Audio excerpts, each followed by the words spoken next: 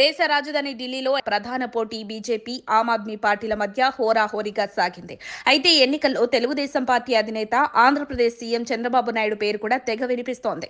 ఢిల్లీలో ఆయన చేసిన ప్రచారం బీజేపీ అభ్యర్థులకు కీలకంగా మారిందని భావిస్తున్నారు.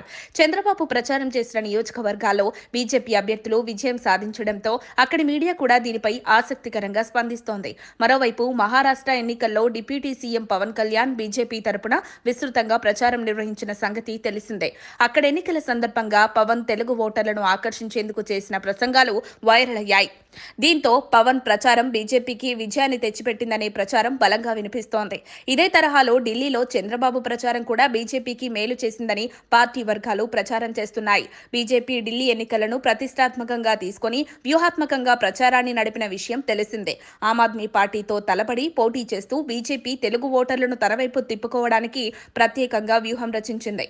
మహారాష్ట్రలో పవన్ కళ్యాణ్ ను ప్రచారంలోకి దింపిన బీజేపీ ఢిల్లీకి మాత్రం చంద్రబాబును ప్రచారం కోసం రంగంలోకి దింపింది. షాదారా, విశ్వాస్ నగర్, సంగం విహార్, సహద్ర వంటి తెలుగు వాసులు అధికంగా ఉన్న ప్రాంతాల్లో చంద్రబాబు ప్రచారం చేపట్టారు. ఆయన ప్రచారం చేసిన నియోజకవర్గాల్లో బీజేపీ అభ్యర్థులు గెలిచిన నేపథ్యంలో చంద్రబాబు ప్రభావం స్పష్టంగా కనిపిస్తోందని రాజకీయ విశ్లేషకులు చెబుతున్నారు. తన ప్రచారంలో చంద్రబాబు ప్రధానంగా బీజేపీ అభివృద్ధి కార్యక్రమాలను హైలైట్ చేశారు.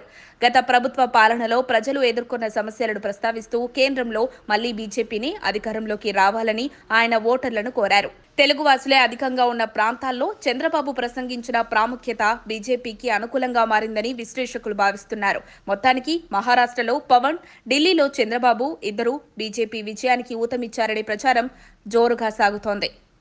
మరిన్ని అప్డేట్స్ కోసం మా కాయ్ టీవీని సబ్స్క్రైబ్ చేసుకోండి. మా వీడియో కనుక మీకు నచ్చినట్లయితే లైక్ చేయండి, షేర్ చేయండి. మీ విలువైన అభిప్రాయాలను కామెంట్ బాక్స్లో తెలియజేయండి.